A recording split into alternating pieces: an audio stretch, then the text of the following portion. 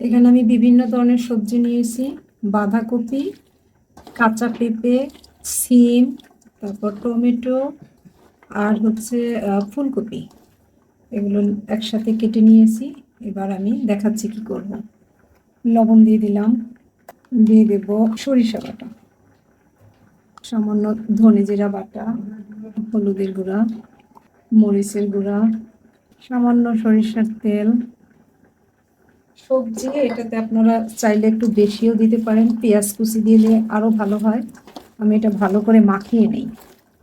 মাখানো হয়ে গেছে, থাকুক এটা।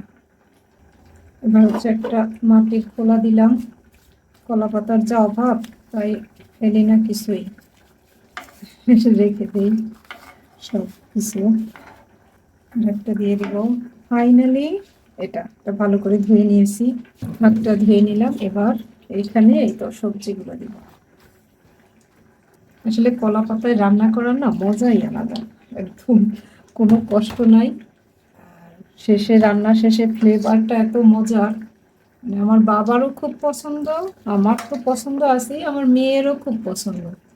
তাই সময় পেলে আর কলা পাতা পেলে এটা আর মিস করি না। এটা ধুয়ে একটু পানি দিয়ে দিই।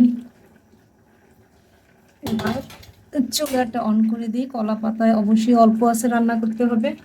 এবার একটু ঢাকা দিয়ে দিই, হতে থাক। দেখা যাক পাতায় ভাজিটা কেমন হলো। সবজিটা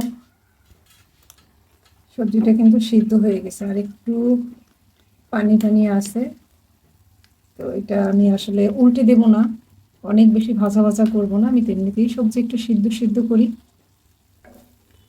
নাড়া দিয়ে দিলাম, আবার একটু ঢাকা দিয়ে দেবো। আর একটু পানিটা শুকিয়ে গেলেই আমার রান্না শেষ। আর কলা পাতার গন্ধটাও মিশে যাচ্ছে। কলা পাতার যে পলিফেনল, অ্যান্টিঅক্সিডেন্ট খাবারের সাথে মিশে আমাদের খাবারটাকে আরও স্বাস্থ্যকর করে তোলে।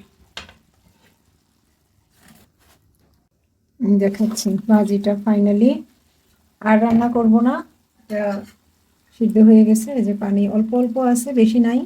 আর আমি তো সিদ্ধই করব। যারা এটা অনেক বেশি ভাজা খেতে চান তারা আরও মানে মুখের যে টেস্টি করার জন্য এটা আর একটা কলা পাতা দিয়ে উল্টে দিতে পারেন। সেই ক্ষেত্রে দুই দিক ভাজা হয়ে যাবে, আরও বেশি টেস্টি হবে। কিন্তু আমি তো এরকম কাঁচাই খাবো, তাই চুলাটা বন্ধ করে দিলাম। মাটির হাঁড়িতে কলা পাতায় রান্না না, একদম মাটির কাছাকাছি, প্রকৃতির কাছাকাছি।